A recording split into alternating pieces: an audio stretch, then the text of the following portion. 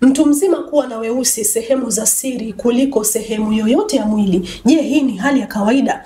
Sasa hii imekuwa ni changamoto kwa baadhi ya wanawake kukosa hali ya kujiamini kwa wenza wao kutokana na kuwa na weusi sehemu za siri. Je, hii ni hali ya kawaida? Nipo na Daktari Gershon Ndalu. Yeye anakwenda kuelezea nini hasa husababisha hali hii ya weusi sehemu za siri. Karibu daktari. Asante. Ni kitu gani hasa ama sababu zipi huwa zinapelekea mwanamke ama baadhi ya watu wazima kuwa na weusi sehemu za siri? Asante. Kwanza nianze kwa kusema kwamba kuwepo na weusi kwenye sehemu za siri ni hali ya kawaida kabisa, wala sio hali mbaya kiafya. Zipo sababu ambazo zinasababisha kuwepo kuzidi kwa weusi kwenye sehemu za siri. Na sio sehemu za siri tu. Kuna maeneo kama makwapa, kwenye shingo, kwenye maungio ya mikono na miguu, huwa na penyewe ukiangalia vizuri unaona kama kuna weusi unazidi. Kuna kitu kinaitwa melanin. Melanin ni pigment ambayo kazi yake ni kuipa ngozi rangi. Sasa kwenye sehemu za siri kama tunavyosema na hayo maeneo mengine ambayo nimekwisha kuyataja, kuwa kuna tokea kitu kinaitwa hyperpigmentation kitaalamu. Kwa maana hiyo melanin inakuwa inazalishwa kwa wingi zaidi kuliko maeneo mengine ya mwili. Kwa hiyo hii huwa inapelekea sasa maeneo haya ambayo yanapata melanin nyingi kuwa na rangi nyeusi zaidi kuliko maeneo mengine ya mwili. Kwa hiyo kwa mtu kuwa na weusi sehemu za siri ni kwa sababu ya melanin kuwa nyingi. Ndicho ninachokimaanisha. Lakini tukiangalia kwa mtoto mdogo, anapokuwa mtoto huwa weusi haupo kama mtu mzima, ambapo anakuwa mtu mzima ule weusi ambao unakuwa umezidi ama kuongezeka. Kwa upande wa mtoto na mtu mzima tofauti ipo, kwa sababu kwa mtoto ndio kwanza yupo katika maendeleo, bado anazidi kuendelea kupevuka.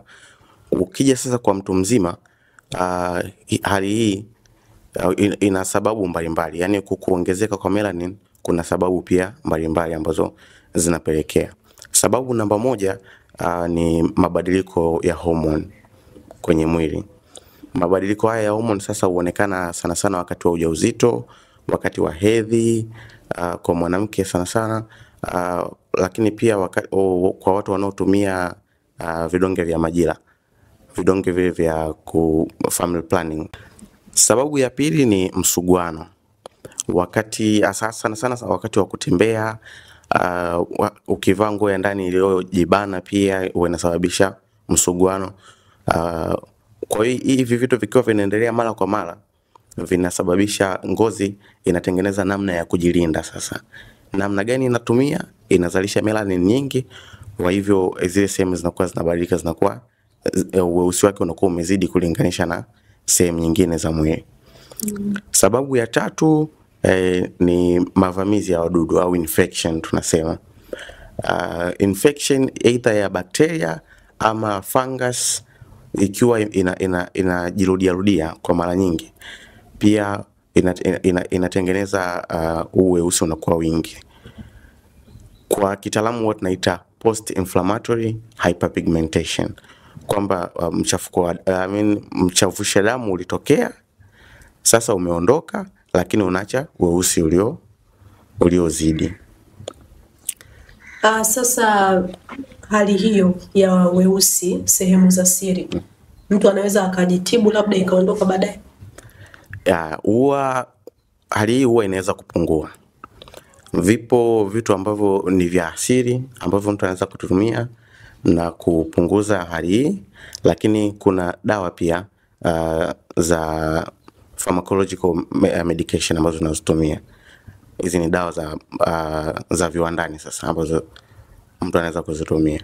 Nikianza na vitu vya asili kwanza, kuna baadhi ya vitu ambavyo vinatumika. Kuna mimea kama aloe vera, kuna watu wengine wanatumia mtindi, watu wengine wanatumia manjano. Hivi vitu vyote nilivyovitaja hapa vina ingredients ambazo zinatumika kupunguza ile hali ya melanin kuzalishwa kwa wingi. Hivyo huwa inapunguza ile hali ya weusi kwenye ngozi. Ni kwa kila mtu inaweza kumtokea, ni kwa kila mwanamke ama ni baadhi? Siwezi kusema inatokea kwa kila mwanamke. Asilimia kubwa ya watu huwa inawatokea kwa sababu hizi zote tulizozitaja ukiziangalia ni vitu ambavyo tunakutana navyo kila siku, except for hormone ambayo ni ngumu sasa sisi kucontrol, lakini vitu vingine ni rahisi sana kukutana navyo. Kwa hiyo watu wengi huwa wanajikuta au wanapata hali hiyo. Vipi kwa mwanaume? Hyperpigmentation huwa inatokea kwa mtu yoyote, haichagui. Pia wanapatwa na weusi. Yeah. Haichagui sex, kusema kwamba wanaume hawatapata, wanawake watapata. Hapana, inatokea kwa mtu yoyote yule. Nimalize kwa kusema weusi huu ambao unatokea kwa baadhi ya watu kwenye sehemu za siri sio ugonjwa wala sio uchafu, ni hali ya kawaida ambayo inatokea. Kwa hiyo usiwe na wasiwasi, lakini pia kama utakuwa haupendezwi na hiyo hali, basi kuna vitu ambavyo unaweza kuvifanya vikakusaidia kupunguza hali hiyo. Asante. Tumetoka kumsikiliza daktari wetu. Inawezekana kuna namna ambayo ulikuwa unakosa hali ya kujiamini pale ambapo unakutana na mwenza wako, ama ukijiangalia tu wewe mwenyewe kwamba weusi umezidi. Sasa daktari amezungumza vizuri kwamba hali hiyo sio uchafu wala sio kitu cha ajabu, bali ni hali ya kawaida kwa mtu yeyote kutokea, kwa mwanaume ama kwa mwanamke. Mimi ni Esther Madege na hii ni Msasa Media.